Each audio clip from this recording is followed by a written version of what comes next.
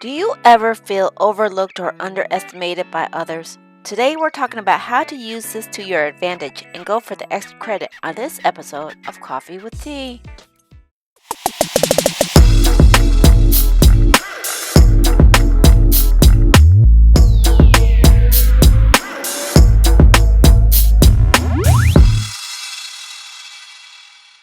Hello, friends, and welcome to another episode of Coffee with Tea. I am your host, Tonia, and I'm excited because we're going to be talking about going for the extra credit and giving back to your community.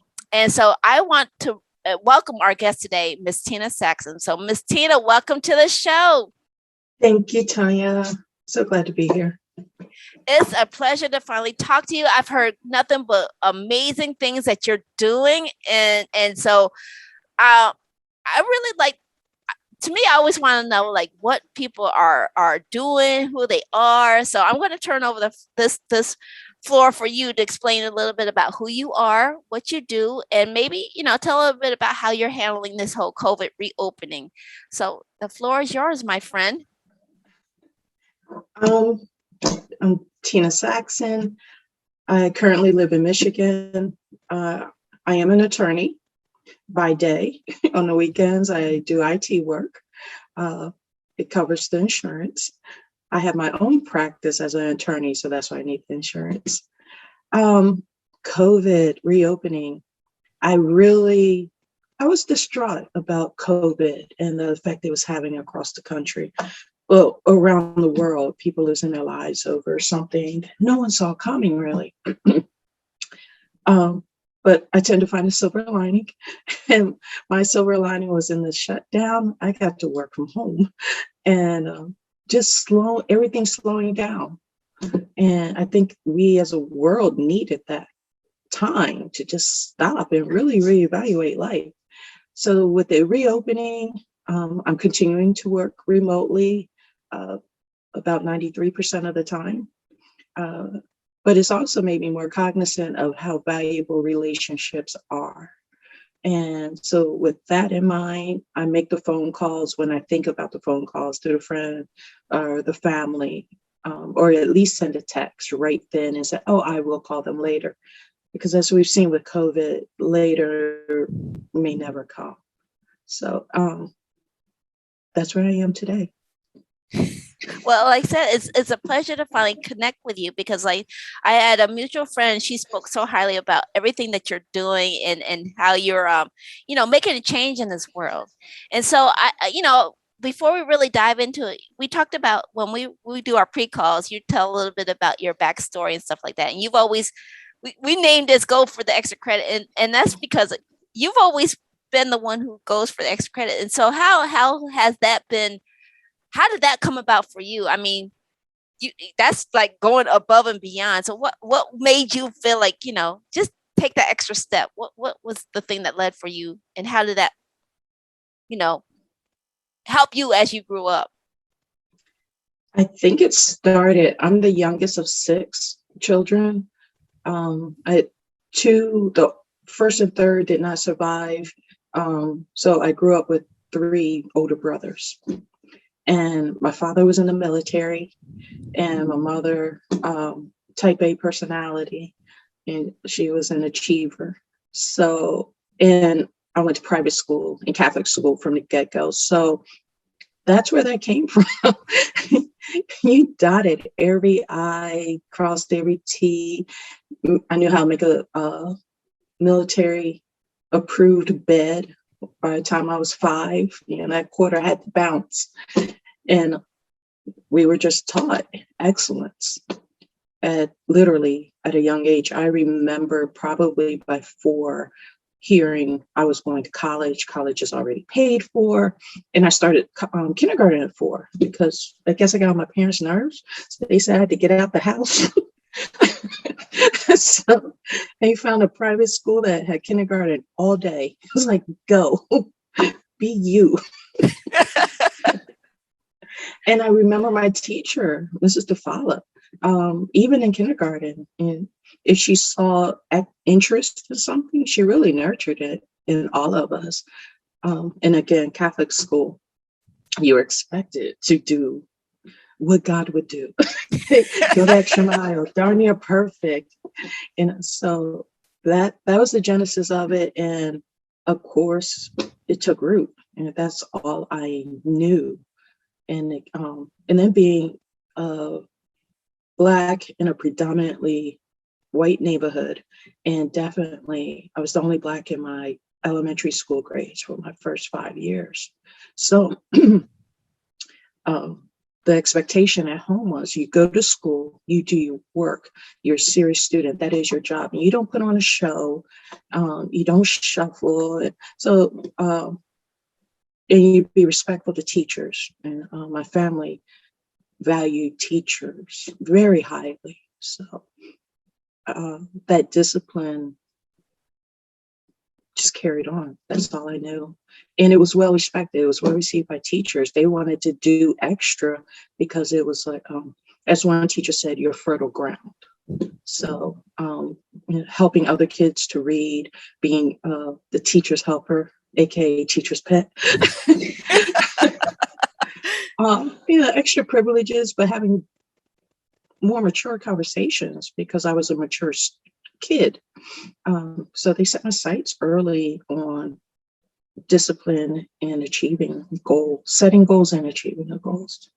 Right. So I know you said you're like the youngest of 6, right? So, Yeah. I mean, I know you had high expectations not only at home, but they set the high expectations at school. So it's like, did you feel pressured all the time, or was this something that you just felt comfortable with? I mean, like for kids who are dealing with that, did you feel like you were pressured to be, an excellent achiever, or did you just like roll with it? You know what I'm saying?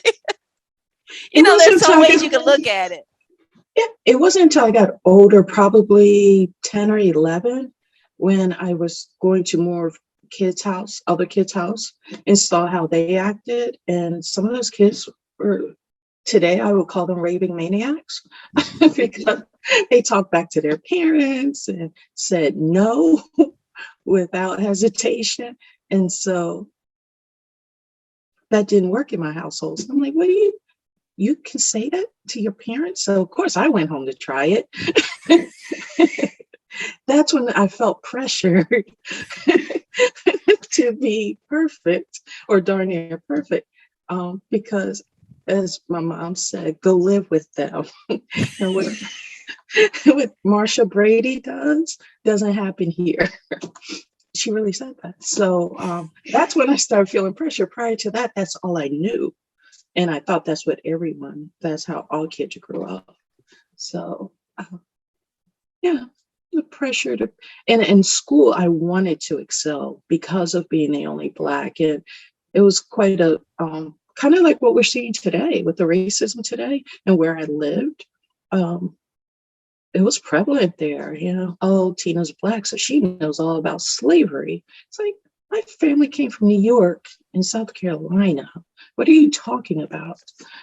So I wanted to excel, to just dispel that notion that I couldn't achieve anything, or the expectation or the bar was set so low because I was Black. So I had to, as my parents said, you have to go above that bar and then above their head. You just have to. And I was very comfortable with that. And I still am comfortable with that. I can see that. It's like you have this silent strength. I see it's like this, don't fool with me. You think you know me, but you don't know who you messing with. Is that like, and I can relate to your story because I grew up in Connecticut and I was the only Black child in my elementary school for a long time. So I can relate a lot to, because like I said, there's just certain things that, they I guess their expectations were like, well, she's not like the other kids, or, she's, and so it was like, you had that, I can understand you had that pressure to outperform because you have to. You have to. Yeah, an A+ was required, and A wasn't good enough. And then I had to deal with teachers assuming I cheated sometimes to get an A. I remember in 10th grade, a biology teacher accused me of cheating because I got an A on an exam. And the person he accused me of cheating off of was in the bottom of the class. I'm like, does that even make sense to you? I mean, if you're going to accuse me, pick that person. I'm going to cheat off of her. She got a D. I found the one right answer on her page. Come on. But he was just so determined to label me as a cheater, because it's like, oh, how could you get an A in my class? You're not as complex as you think. Right. So I, like I said, I love talking to you because, like I said, we can relate, and you're like I said, I admire you just for the fact that you're for you a powerful woman, and and you carry this or like, I'm smooth. I don't have to show, but I can pull it out if I have to, right? So Oh, I want to say, if you're picking up what Tina's been dropping down, those juicy gems, please give us a thumbs up. Maybe leave a comment below, because, like I said, this woman has got some power behind her, and she's just getting started. So, Miss Tina, how does when you're talking about moving forward, because now, like I said, you're a criminal defense attorney, correct? yes. I'm making sure. So you really, you set the bar high for yourself and for others who deal with you. So how did that really I know we talked about, you had to, A wasn't good enough, so you had to go with the A plus. But how does that passion take you from your IT business to being the attorney that you are? How did that transition happen, and what made you say, I'm just going to just go for it? What made that come alive for you? I knew as a child I was going to go into law or medicine, because my mother had a nursing scholarship. She was valedictorian, so she had a scholarship for nursing school, and my father was going to law school. But then the baby came, and then tragedy happened, and they both stopped pursuing their dream. But we had the books in the house. We had the law books and the medical books. And I was passionate. We watched documentaries. We read National Geographic. So I knew I was going to go one of those two veins. So fast forward to completing undergrad, and I got a job offer working in customer service / IT. That was supposed to be 5 years max. I was just going to save up money for law school. 20 years later, I'm still in the field, but in 2009, I decided to go ahead and fulfill my dream and go to law school. So it was always there. And having that IT background helps in the legal field. It touches everything we're in day-to-day life, but even in the legal field. So that's how that transition happened. It took a while longer than planned, but it was always there. So for I know, like, for those young women out there, I want to speak to the young Black women specifically, because we're two sisters here. And what would your advice be for a young woman who's trying to figure out, where do I need to go? What would some of your, maybe three gems that you would like to leave with her, based off of, the experience that you've had to where you are today? What would be maybe some advice you'd like to leave a woman who might come across this video and say, I need to step up my game? What would you say? I would say I'm going to have a moment of transparency here. So while I mentioned having two parents in private school, that wasn't my entire life. After the tragedy, my parents losing two kids, my mother was alcoholic and became very severe.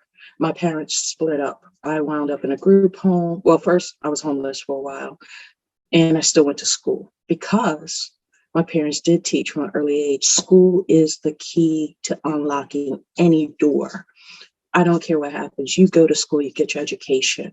They also taught me how to handle money. My brothers and I, we didn't get an allowance. So when we did get money, we had to figure out what to do with it, how to make it last. So they gave me everything I needed before tragedy struck. And that was the beginning of my 8th grade year. So I was on my own, and yet I still went to school. And then I wound up in foster care for a year. Then I went to live with relatives in another state. So I say this to say, be serious about school. And being popular is not the key to everything. Get with the people who are going to support you to get you to where you need to be. Fortunately, I had a few friends, but their parents always appreciated me. So I could sleep over at their home. They would give me advice. When I got into high school, I took advantage of every opportunity. I played sports from 5th grade through 10th grade. So I had coaches that would give me advice and guidance. And I joined every organization I could that was remotely akin to what I might be interested in. So alcohol and drug abuse prevention programs, peer counseling programs. I was always helping people because my parents also did that. They modeled it, and so I followed that. And with that came scholarships. So be serious about the people you hang with, because they're going to be part of your network when you get older. I'm still friends with a girl that I lived with from 7th grade on. And she's a vice president of nursing, big shot. And we talk to each other professionally. So be serious about the education. It's not a joke when you're young, but have fun, make sure you laugh every day and think ahead, at least 5 years ahead.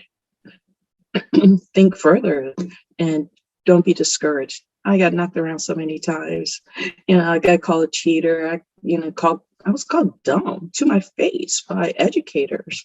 Use that as fuel. I mean, even today, the moment someone underestimates me or says I'm not a threat, something in me just stirs up, and all of a sudden, as I tell my friends, go be brilliant today. My dad would say, go get that A when he would drop me off at school. Today, my saying is go be brilliant. So that's what you have to do. So be brilliant every day. I like that. And like I said, it's a beautiful thing to see, us doing our thing. I guess, yeah. Like I said, you inspired me. You just inspired me. So we're down to the last few minutes. And I just wanted to, where can people find more information about you, your services, and what you do? I am really lacking in social media right now because I'm so busy working. I have a practice, Saxon Law PLC. You can email me. I'm working on the website. Eventually, it'll get posted.